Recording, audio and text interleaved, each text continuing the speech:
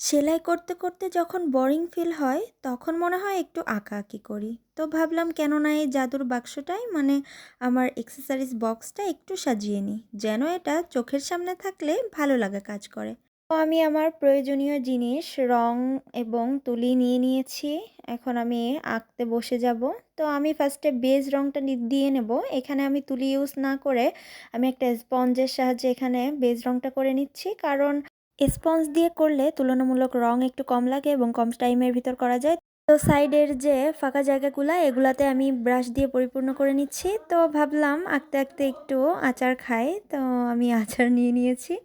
তো এখানে আমি ভাবলাম বোহো আর্টটা করি। তো আমি এখানে বোহো আর্টের জন্য ফার্স্টে পেন্সিল দিয়ে ড্র করে নিয়েছি। তো বোহো আর্টের জন্য এখানে যে কালারগুলো ছিল আমার প্লেটের কালার প্লেটে, সেখান থেকে আমি আকাশি কালারটা নিয়ে তার সাথে সাদা কম্বিনেশন করে একটু আকাশি টাইপের রংটা করে এখানে আমি দুই পাশে করে নিয়েছি এবং মাঝখানে আমি একটা পেস্ট টাইপের একটা কালার করে নিয়েছি। এটাও আমি সাদার সাথে মিক্স করে করেছি এবং এটা আমি লাল আর সাদা দুইটা মিক্স করে পিঙ্ক কালার করে নিয়েছি। তো আমি এখানে যে আমার বোহো আর্টগুলো হয়ে গিয়েছে, এখন আমি এর উপরে কালার দিয়ে ফুলটা এঁকে নেব, যার জন্য আমি পেন্সিল দিয়ে ফার্স্টে ফুলটা ড্র করে নিয়েছি যেন আঁকাবাঁকা না হয়ে যায়। তো আমি এখানে একটা লোটাস এঁকে নিয়েছি। তো লোটাসের সাথে কিছু পাতা এবং লোটাসের একটা কুঁড়িও এঁকেছি।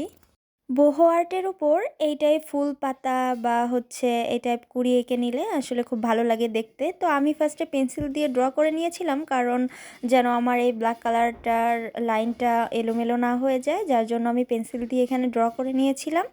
তো আমি এই পাতাগুলোর ভিতরে ভরাট করে দিব, ব্ল্যাক কালার দিয়ে ভরাট করে দিচ্ছি। এই ড্রটা করতে করতে একটা কথা শেয়ার করি, সেটা হচ্ছে এই বক্সটাকে আমি আমার জাদুর বাক্স বলে থাকি কারণ এটা হচ্ছে অ্যাক্সেসরিজ বক্স। তো এই অ্যাক্সেসরিজগুলো দেখলে অটোমেটিকলি আমার মাথায় আসলে চলে আসে আমি চুড়ি বা অন্য অন্য জিনিসে আর কি কী ধরনের কাজ করব সেটা আমার মাথায় চলে আসে, যার জন্য এটাকে আমি জাদুর বাক্স বলে থাকি। এই আর্টটা আমি শীতকালের রোদে আর কি ছাদে বসে করছিলাম। তো আসলে রোদে বসে এই কাজটা করতে ভালোই লাগছিল। রোদ শীতের ভিতরে রোদ লাগলে আসলে ভালোই লাগে। তো আমি ছাদে রোদের ভিতরে আচার খেতে খেতে এই কাজটা করছিলাম। আমার খুব ভালোই লাগছিল কাজটা করতে। তো এভাবে করে আমি ফুল কাজটা কমপ্লিট করে নিয়েছি। কেমন হয়েছে অবশ্যই জানাবেন। ভালো লাগলে লাইক শেয়ার করতে ভুলবেন না। Thanks for watching.